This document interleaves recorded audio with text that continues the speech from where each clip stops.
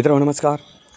महाराष्ट्राचे उपमुख्यमंत्री अजित पवार यांचा 28 जानेवारीला सकाळी विमान अपघातात मृत्यू झाला आणि त्यानंतर भारतात आजपर्यंत झालेल्या विमान अपघातांची चर्चा सुरू झाली.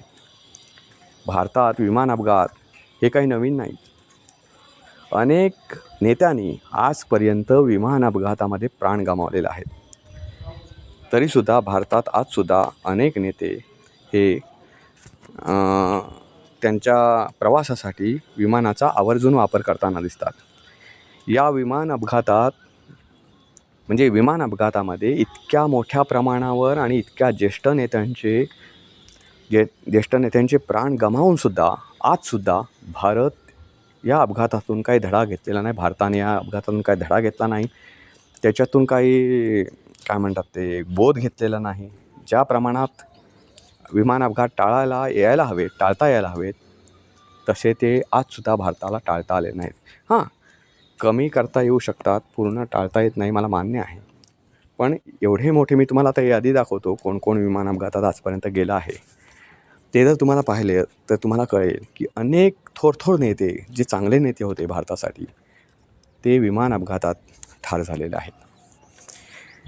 असा अपघात मी मगाशीच म्हटलं पूर्णपणे टाळता येऊ शकत नाहीत, पण ते कमी करता यायला हवेत.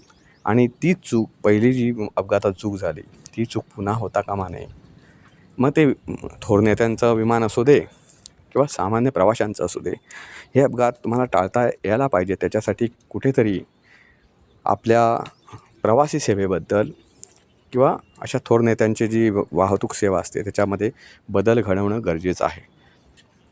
गुजरातमध्ये झालेला विमान अपघात तुम्हाला माहिती असेल की एक विमान थेट खाली उतरवण्याचा प्रयत्न करण्यात आला, शेवटचा प्रयत्न वैमानिकाचा, आणि ते विमान एका इमारतीत घुसलं आणि अनेकांचे प्राण घेऊन गेलं. त्या परिसरात 2 ते 3 किलोमीटर परिसरात पूर्णतः आग पसरली. हा भीषण अपघात आजसुद्धा आपण विसरलेला नाही. आजच्या व्हिडिओमध्ये आपण पाहणार आहोत की विमान अपघातात कोणकोणत्या थोर नेत्यांनी प्राण गमावले. मित्रहो, अजित पवार यांचा विमान अपघातात झालेला मृत्यू हा आता तुम्हाला ठाऊकच आहे. पण याच्या पलीकडे अनेक नेत्यांचे जे प्राण गमावले त्यांच्याबद्दल आज आपण या व्हिडिओतून बोलणार आहे. तर व्हिडिओ शेवटपर्यंत बघायला विसरू नका. मित्रहो नमस्कार, तुम्ही पाहताय विचार मोती आणि आज आपण पाहणार आहोत विमान अपघातात झालेले थोर नेत्यांचे मृत्यू. मित्रहो, पहिलं आपण येणार आहोत 1980मध्ये झालेला विमान अपघात. हा विमान अपघात अगदी छोटा मोठा नव्हता, तर भारताला हादरवणारा होता. दिल्लीमध्ये छोटं विमान उडवत असताना इंदिरा गांधी यांचे सुपुत्र संजय गांधी यांचा मृत्यू झाला. संजय गांधी यांचा हा मृत्यू भारताला हादरवून सोडणारा होता. आणि महत्त्वाचं म्हणजे संजय गांधी हे विमान स्वतः चालवत होते. हा अपघात म्हणजे भारतीय राजकारणाच्या इतिहासातील सर्वात धक्कादायक घटनांपैकी एक मानला जातो.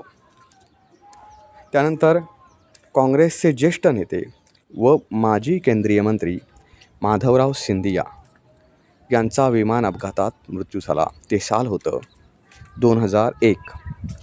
उत्तर प्रदेशमधील मैनपुरीजवळ त्यांच्या चार्टर्ड विमानाला अपघात झाला होता. आणखी एक महत्त्वाचं अपघात, अतिशय दुर्दैवी अपघात, आणि हा आमच्या लक्षातून विमान अपघात आजसुद्धा गेलेला नाही.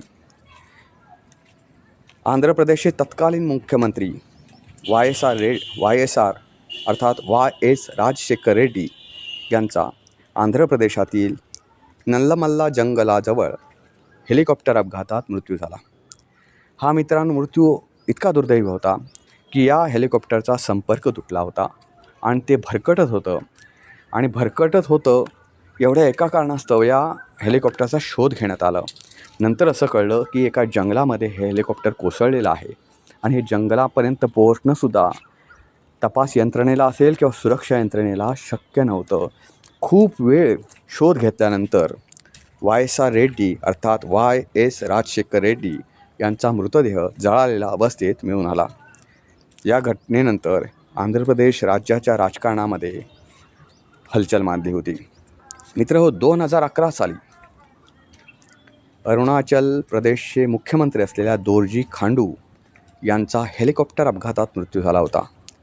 दुर्गम भागातील खराब हवामान असल्यानं हा अपघात झाल्याचं कारण चौकशीमध्ये पुढे आलं होतं. अरुणाचल प्रदेशमध्ये हा अपघात झाला होता. म्हणजे बघा, हे तुम्हाला बघितल्यावर असं कळेल की जे थोर नेते या अपघातामध्ये गेलेले आहे ते त्यांच्या एरियातच विमान अपघातात गेले, फार कुठे लाँग रूटलाच गेले होते आणि त्यांचा अपघात झाला असं नाही. म्हणजे आपण जर बोलायला गेलं मित्रांनो, तर आपल्या हेलिकॉप्टरमध्ये, आपल्या विमानामध्ये जे विमान असे मोठमोठे नेते वापरत आहेत, त्यांच्या विमानाच्या पंखामध्ये एवढंसुद्धा उडण्याचं बळ नाही की ते हवेतल्या हवेतच गेलं, तिथल्या एरियातच, त्या राज्यातच गेलं. कुठल्या दुसऱ्या राज्यात ते पडलं असं पण झालेलं नाही. आपण आणखी एका थोर माणसाला गमावलेला विमान अपघातामध्ये. तो अपघात झाला होता 2021 साली तामिळनाडूमधील कुन्नूरमध्ये. लष्कर हे हेलिकॉप्टर असलेला MI-17V5 या हेलिकॉप्टरचा अपघात झाला होता. भारताचे पहिले chief of defence staff CDS general Bipin Rawat, त्यांची पत्नी आणि इतर अधिकारी या अपघातात शहीद झाले होते. हा विमान अपघात तामिळनाडूमधील कुन्नूरमध्ये झाला होता. लष्करी हेलिकॉप्टर होतं. संपूर्ण देशाला हादरवून टाकणारी विमान अपघाताची ही आणखी एक घटना होती. मित्रहो, त्यानंतर काही महिन्यांपूर्वी, म्हणजे तुम्हाला जवळपास आता वर्ष झालं असेल जेमतेम या अपघाताला, वर्ष ते 1.5 वर्ष, गुजरातमधील एका शहरात, अहमदाबाद जवळच्या एका शहरात झालेला हा अपघात. या अपघातानं अक्षरशः देश हादरून गेला. हा अपघात एवढा भीषण होता मित्रांनो की विमान भरकटू लागलं वरच्यावर आणि ते उतरवण्यासाठी जवळपास धावपट्टी नाही, जवळपास मोकळी जागासुद्धा नव्हती. अशावेळी विमान पायलटासमोर काय करावं असा प्रश्न पडला. शेवटी हे विमान कुठेतरी कोणाच्या तरी घरात घुसेल, कुठल्या तरी वस्तीत घुसेल आणि फार मोठी भीषण हानी होईल हे जाणल्यानंतर वैमानिकानं, पायलटनं ते विमान एक असं झाड वगैरे बघून त्याच्यावर आदळण्याचा प्रयत्न केला. पण ते झाडावर आदळून तिथेच थांबलं नाही, तर पुढे असलेल्या मेडिकल कॉलेजच्या वसतिगृहावर आदळलं आणि त्या वसतिगृहात आदळून वसतिगृहामध्ये असलेल्या काही विद्यार्थ्यांचा या अपघातात दुर्दैवी मृत्यू झाला. त्याच्यामध्ये काही लोक जेवत होते, त्यावेळेस त्यांचा भाजून मृत्यू झाला. काहीजण अभ्यास करीत होते, त्यावेळेस त्यांना असा अनाकलनीय मृत्यू आला. मित्रहो, एवढ्या मोठ्या प्रमाणावर अपघात भारतासारख्या या विकसनशील असलेल्या देशामध्ये होतात आणि त्याची फक्त चर्चा होते, सुरक्षा म्हणजे त्याची चौकशी होते.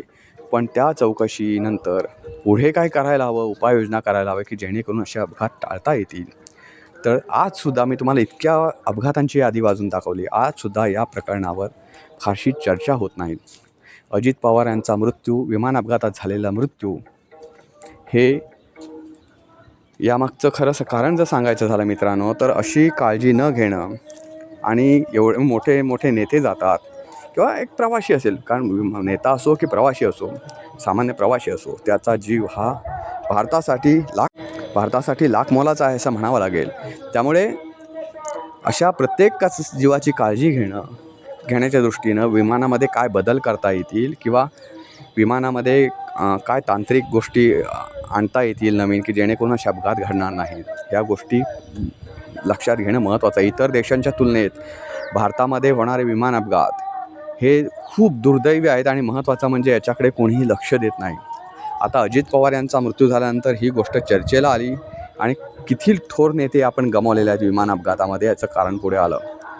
महत्त्वाचं म्हणजे फक्त आपलं सरकार जे आहे ते एखादा अपघात झाला की त्याची चौकशी समिती नेमतं आणि चौकशी समिती नेमल्यानंतर चौकशी समिती काहीतरी थातूरमातूर कारण सांगते, ते कारण झालं की ती फाईल बंद होते. अरे त्याच्या पुढे काय? मग असं जर असेल, फक्त सत्य पुढे आणणं एवढंच काम असेल तर ती चौकशी समितीसुद्धा नेमू नका, कारण जनतेचा त्या चौकशी समितीवरचा विश्वाससुद्धा उडालेला आहे.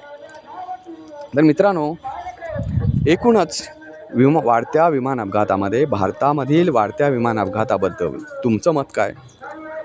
हे वाढणाऱ्या अपघातावर काय केलं पाहिजे अपघात टाळण्यासाठी, तुमचं मत काय ते कमेंट बॉक्समध्ये नक्की कळवा. व्हिडिओ आवडला तर शेअर करा, चॅनेलला सबस्क्राईब करा आणि महत्त्वाचं म्हणजे कोणताही व्हिडिओ स्किप न करता बघा. आणि महत्त्वाचं म्हणजे आपण नवनवीन विषयावर व्हिडिओ बनवत असतो ते तुम्हाला कसे वाटतात ते सुद्धा कळवा. पुन्हा भेटू पुन्हा एका नवीन व्हिडिओचा. तोपर्यंत नमस्कार.